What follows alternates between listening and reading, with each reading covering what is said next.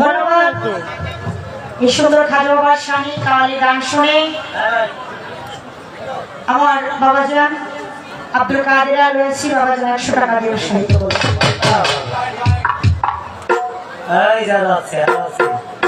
সেই সাথে আমার বিলাল পাগল দরদি তিনিও 100 টাকা দিয়ে আসলেন। সেই সাথে আমার ছেলে বাউল বন্ধু জসিম এবং বাংলাদেশ বাউল সমিতির আজীবন সদস্য আমার বাবাজি ওর 100 টাকা দিয়েছে।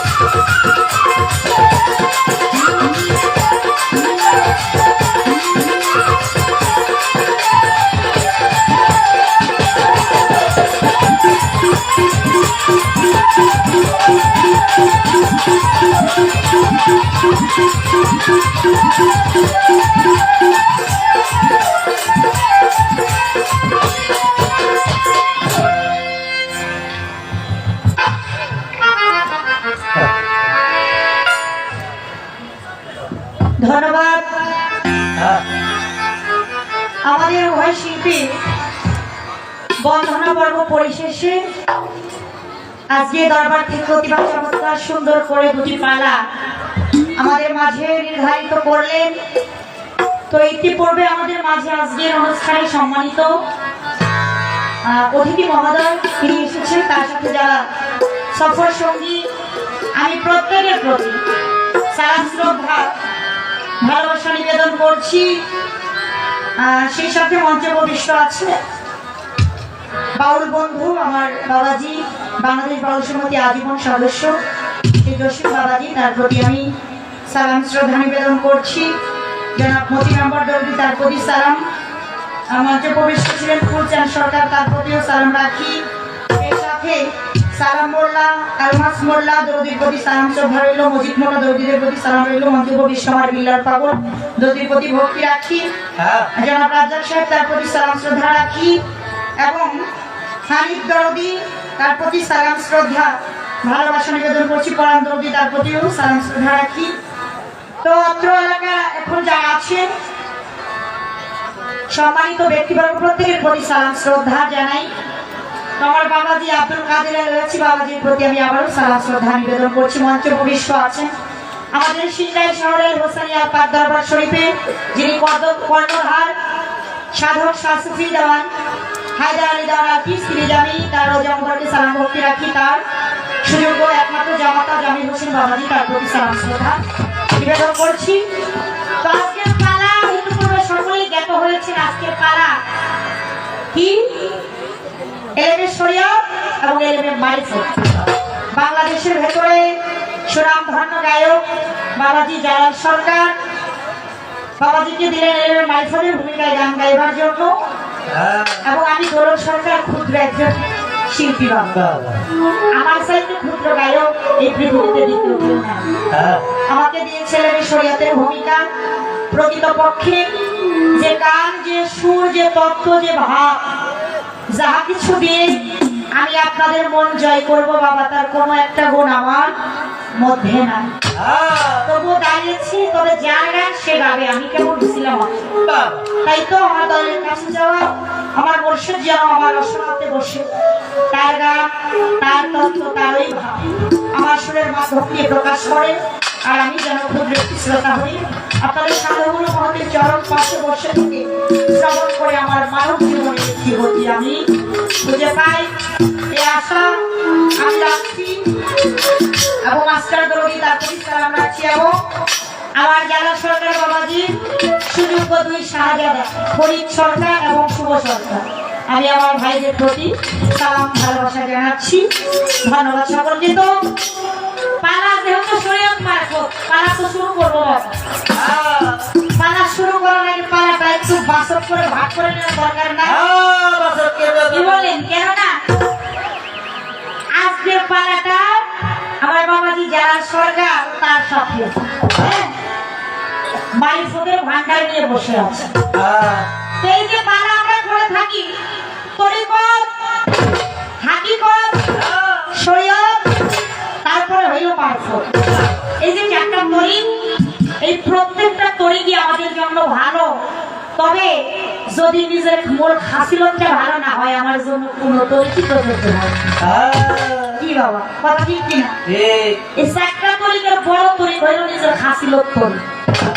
হাসিলতের ভিতরে যদি আর্সেনিক থাকে, তাহলে সে তরিকত করলে কি হবে, হাকিকত করলে কি হবে, শরীয়ত করলে কি হবে, মারফত করলে কি হবে? তার দ্বারা কোনো কিছুই হবে না। আর যার হাসিলত ঠিক আছে, সে যে কর্মটাই করুক তার ভিতরে সেই কর্মটাই প্রতিষ্ঠিত হবে। তো আমি সূরা মাইদার ৪৮ নম্বর আয়াতের ভেতরে আমার রাসূল পাক বলে গেছেন যে আমি তোমাদের মাঝে দুইটা রাস্তা রেখে গেলাম। একটা কি? কুরআনের সুন্নাহ আল কুরআন, একটা হইলো এলেমের শরীয়ত, আমার এই শরীয়তের রাস্তা। তা আমি যখন তরিকতটা প্রতিষ্ঠিত করে আমার ভেতরে হাকিকতটা জাগ্রত হবে, হক কথা বলা, হক রাস্তায় চলা, হাকিকতটা স্বয়ং সম্পূর্ণ হয়ে গেলে তখন আমি কি করব? আমার শরীয়তের রাস্তায় আমি পদার্পণ করলাম। শরীয়তে আকওয়ালি, আমার দয়াল নবী বলে শরীয়ত হইল আমার দয়াল নবীর মুখের বাক্য, নাকি? শরীয়ত হইল আমার দয়াল নবীর মুখের বাক্য। তো আমি সে আহলে বায়াত পাক পাঞ্জাতুরের মোহাম্মদ কালবে রেখে দলিলে আরো পাইলাম কি? মাসালা আহলে বায়াতি কা মাসালা কাফিরাতুন রহমান দাখিলা খান্নাজ। আমার এই আহলে বায়াত নূহ নবীর কীর্তি স্বরূপ, যাহার পতাকা করে যাহার আসিল তাহারা নাজাত প্রাপ্ত হইল, আর যাহার আসিল না তারা হালাক হয়ে গেল, বিনাশ হয়ে গেল, ধ্বংস হইল। তাই আহলে বায়াতের পতাকা তলে এসে সেই সুন্নিয়াত মতভেদী এক আলেম হইয়া হোসানি পন্থী মুসলমান হয়ে আমি আজকে আমার শরীয়তের রাস্তায় আমি সর্বপ্রথম তরিকতকে প্রতিষ্ঠিত করে, হাকিকতকে আমার ভেতরে প্রতিষ্ঠিত করে আমি বর্তমানে আমার শরীয়তের রাস্তায় ভেতরে আছি। সেটা কোন রাস্তা? সেটা আল্লাহর পথ, এই সিরাতুল মুস্তাকিম, সোজা সহজ সরল একটি রাস্তা। এই পথ দিয়ে আমি চলতেছি। তাই আজকে তরিকত, হাকিকত, শরীয়ত এই তিনটা ভাগ আমার। আর মারিফত আর মারিফতের ওয়াহিদুনিয়াত থেকে আমার বাবাজি আছে। কি বলেন? হ্যাঁ, পারাটা বাসন করে নিলাম। তরিকত, হাকিকত, শরীয়ত থেকে আমি আলোচনা করব, আর মারিফত আর ওয়াহিদুনিয়াত এর ভেতর থেকে আমার বাবাজি আলোচনা করে আপনাদের শোনাবো। তাই আগে আমার শরীয়তের ভূমিকা থেকে আমি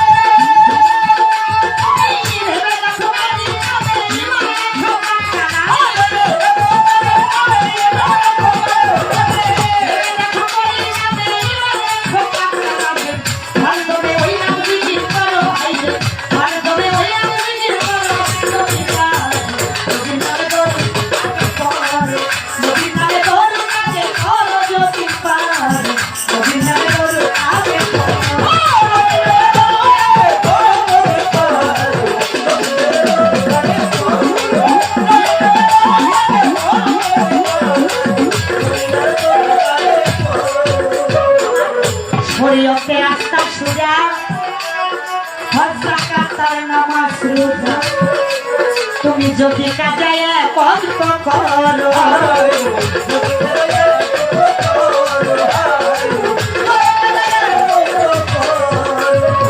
শরীয়তের রাস্তা সোজা সিরাতাল মুস্তাকিম সোজা সহজ সরল একটি পথ আর সেই রাস্তাটাই হইল আমার শরীয়তের রাস্তা এই শরীয়তের রাস্তা সোজা ওরে হজ যাকাত আর নামাজ রোজা তুমি যদি কাজায় কষ্ট করো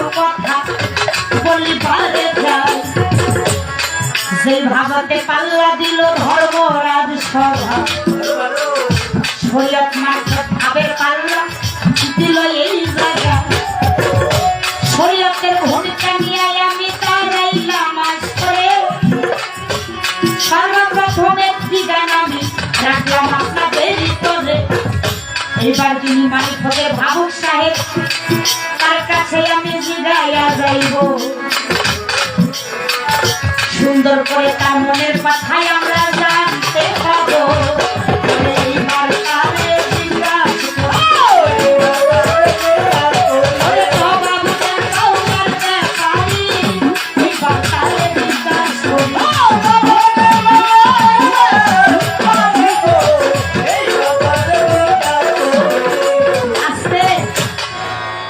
কমিটির পক্ষ থেকে আমাদের উপরে আদেশ আসছে যে পালা যদিও শরীয়ত মারফত তবে কথাটা কম বলে গানটা একটু বেশি শোনাইতে হবে তবে এই বাউল বিচার গান এটা ধর্মীয় সঙ্গীত বাউজি বলে গেছেন ওপার বাংলার সাধক গাইবি হালিম সৃষ্টি যাহাকে বলা হয়েছে তিনি এই বাউল বিচার গানটাকেই নাম দিয়ে আখ্যায়িত করেছে ধর্মীয় সঙ্গীত ও বাবা ধর্ম করার জন্য আসছি একমাত্র এই বাউল বিচার গানে ধর্মের কথা আলোচনা আল্লাহ রাসূলের কথা আলোচনা করা হয় পীর মুর্শিদের কথা আলোচনা করা হয় আল্লাহর বন্ধুগণের কথা আলোচনা করা হয় বাবা মায়ের কথা আলোচনা করা হয় তাই লক্ষ্য রাখতে হবে বাবা আমাদের যদি আমি পূর্ণাঙ্গভাবে ধর্মটা প্রতিষ্ঠিত নাও করতে পারি খবরদার খবরদার আমাদের যেন কোনো অধর্ম না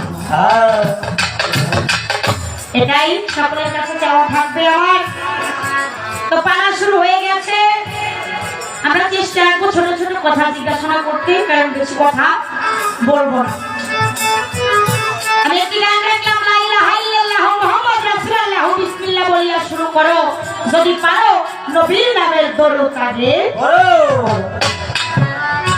প্রমাণ আছে আল কোরআনে মাবুদ নাই আল্লাহ বিনে হক জেনে ওই নাম সেজদায় লুটে পড়ে ভেবে দেখো পরিণামে ঈমান রাখো পাক কালামে হরদমে তুমি ওই নাম জিকির করো এই যে শরীয়ত সহজ সোজা রাস্তা যেই রাস্তা আমার রাসূল পাক এই উম্মতি মুহাম্মাদের জন্য দিয়ে গেছেন দেখাই গেছেন আমার আল্লাহ থেকে যে রাস্তাটা আমার দয়াল নবী এই পাপী তাপী উম্মতের জন্য দিলে আর সেই রাস্তায় আমরা যদি চলি সেই নবীর আদর্শে যদি আদর্শিত হই তাহলে আমার দয়াল নবী খুশি হয়ে যাবেন আমার দয়াল নবী খুশি হইলে আমার আল্লাহ খুশি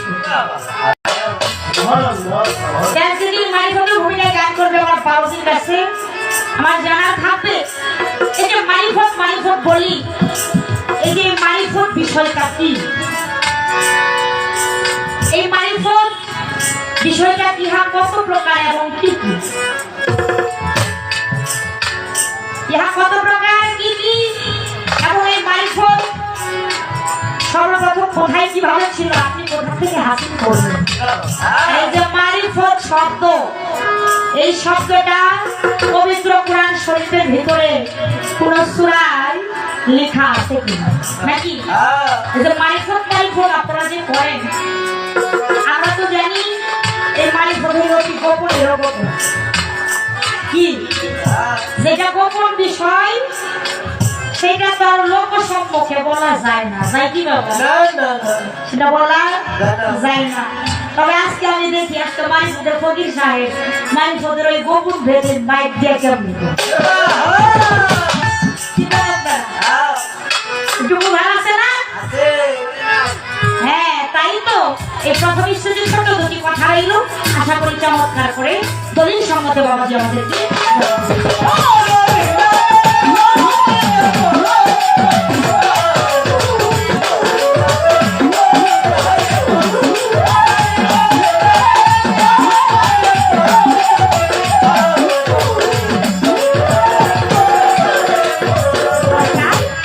সুশীল কয়ে মহিলা দেহে তুমি তওবা করো স্বভাবে, দিন ইসলামের লেবাস গায়ে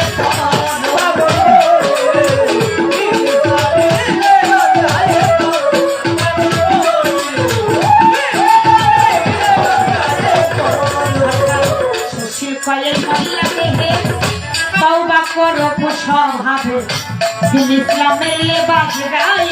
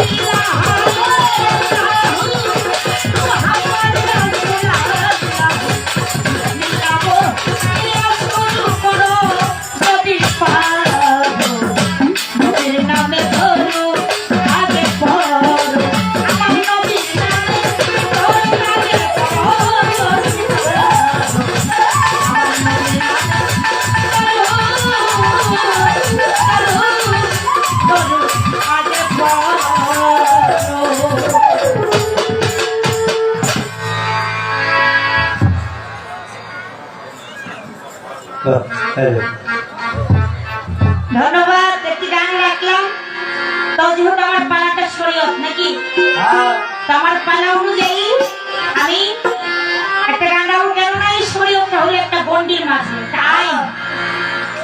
আমাদের বাংলাদেশ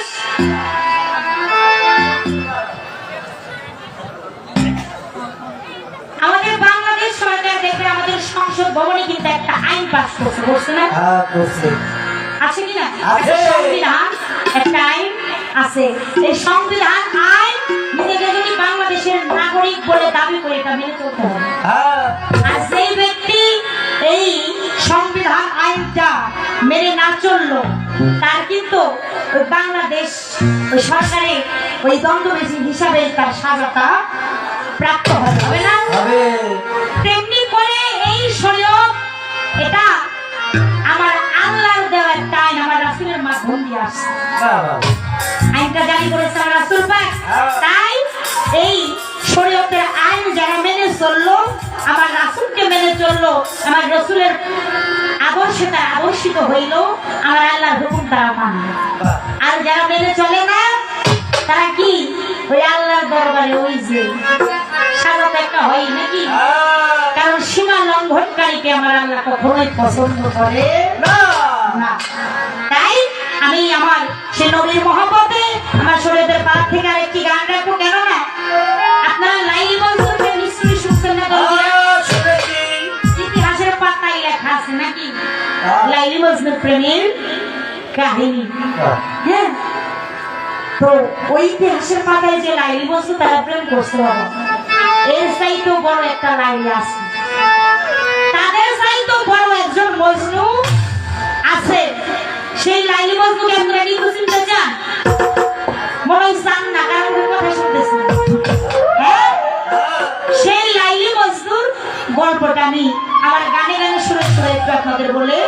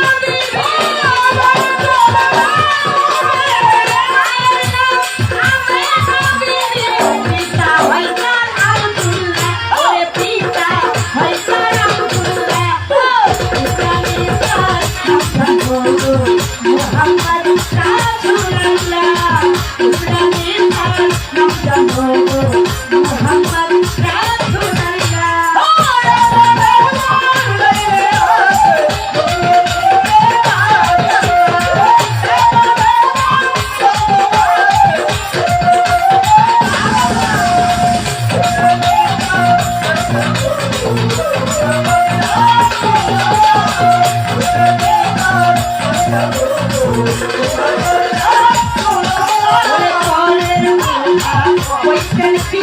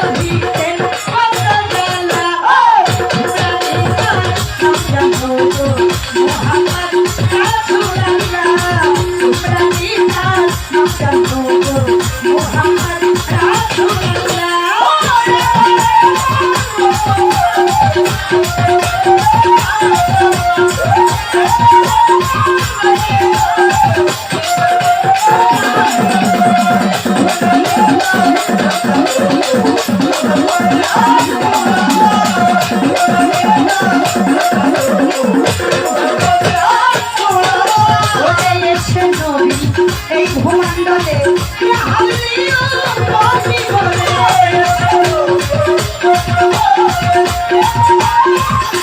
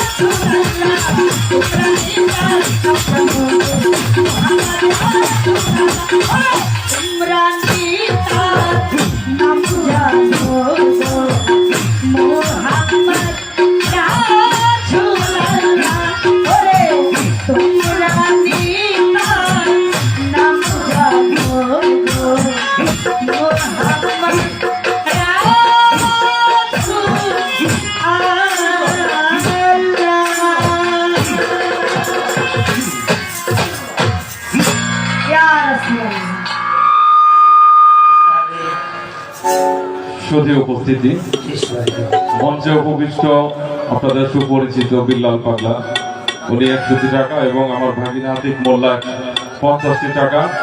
সেই সঙ্গে আমি আমার একটু কথা বলি। আজ থেকে 9 বছর আগে এই মাঠে আমার বাবা আবুল হাশেম ওরফে সাধু, এই মাঠে আসরবাদ জানাজা হয়েছিল। আমার বাবা ইন্তেকাল করেছে আজ থেকে 9 বছর আগে। আমি আমার বাবার স্মরণে আমার আম্মাজানকে 100 টাকা দিয়ে সম্মানিত করলাম। অসংখ্য ধন্যবাদ সকলকে। সেই সাথে আমার পুজোপাঠের গান শুনে আমার ছেলে বাউল বন্ধু জসিম বাবাজি 500 টাকা দিয়ে সাহিত্য করলেন। ভক্তি সালাম রাখছি। আমার গানের মাঝে আমার বাবা যেন আব্দুল কাদের টাকা দিয়ে সাহিত্য করেছে, আর অনেকে যারা টাকা দিয়েছে প্রত্যেকের প্রতি সালাম শ্রদ্ধা ভালোবাসা জানাচ্ছি। আমাদের যারা সাধু ভক্ত আব্দুল সাত্তার, আব্দুল রাজ্জাক ভাই আরো 100 টাকা দিয়ে মাদুরানীকে সম্মানিত করলেন।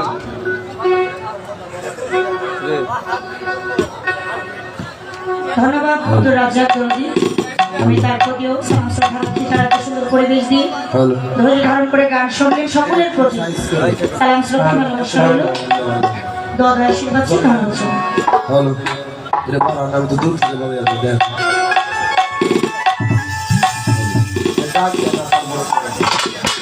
বারবার কমাই। Hello hello hello hello hello আবার কমাই।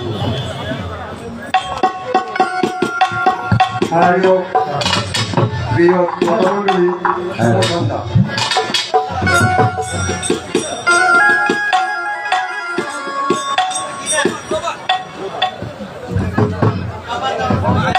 ওরাই খাজা কমিটি কর্তৃক আয়োজিত হযরত খাজা করিম নওয়াজ মানিত শ্রী হাসান আজমিরি রহমতুল্লাহ আলাইহির স্মৃতিচরণে আপনারা উপভোগ করছেন পালা গান। এর মধ্যে আমরা আপনাদের একটু বিরক্ত করব, বিরক্ত কারণে আমরা আপনাদের কাছে ক্ষমা চেয়ে নিচ্ছি। আমি আপনাদের স্মরণে একটা কথা বলবো, একটু মনোযোগ দিয়ে শুনেন। কিছু কিছু ঋণ টাকা দিয়ে পরিশোধ করা যায় না, যেটা মানবতা দিয়ে পরিশোধ করা যায়, আত্মত্যাগ করে পরিশোধ করা যায়। সে কারণে আমি বলবো, আজকের এই অনুষ্ঠানে আমাদের মাঝে অতিথি হিসেবে উপস্থিত হয়েছেন সম্মানিত ব্যক্তিবর্গ। আপনারা তাদের সম্মানের জন্য যে যেখানে অবস্থান করছেন একটু ধৈর্য সহকারে 10টা মিনিট আপনাদের কাছে বিনীতভাবে অনুরোধ করে বলছি, আপনারা এলোমেলোভাবে ঘোরাফেরা না করে এবং এলোমেলোভাবে উঠে না গিয়ে 10টা মিনিট আপনারা নীরবতা পালন করেন এবং আমাদের মাঝে সম্মানিত অতিথিবৃন্দ যারা এসেছেন তাদের দু একটা কথা মনোযোগ সহকারে শুনেন। আমি আবারও বলছি, আপনারা যে কৃতজ্ঞতার সহিত ধৈর্য ধারণ করে বসে আছেন, এই দিন আমরা কোনোদিনও আপনাদেরকে টাকা দিয়ে পরিশোধ করে দিতে পারবো না। হ্যাঁ, আমরা আপনাদের প্রতি কৃতজ্ঞতা প্রকাশ করছি যে আপনারা ধৈর্য সহকারে একটু বসুন। আমাদের মাঝে অতিথি হয়ে উপস্থিত আছেন আজকের এই অনুষ্ঠানের প্রধান অতিথি জনাব পরিমল চন্দ্র বসু, উপ মহাপরিচালক এবং যুগ্ম সচিব, বাংলাদেশ পরিসংখ্যান ব্যুরো, পরিকল্পনা মন্ত্রণালয় এবং প্রতিষ্ঠাতা সভাপতি উলাল প্রমোদচন্দ্র বিদ্যায়তন। বিশেষ অতিথি হিসেবে উপস্থিত আছেন জনাব মোহাম্মদ মিরাজ হোসেন লালন ফকির, ভাইস চেয়ারম্যান উপজেলা পরিষদ শিবালয়,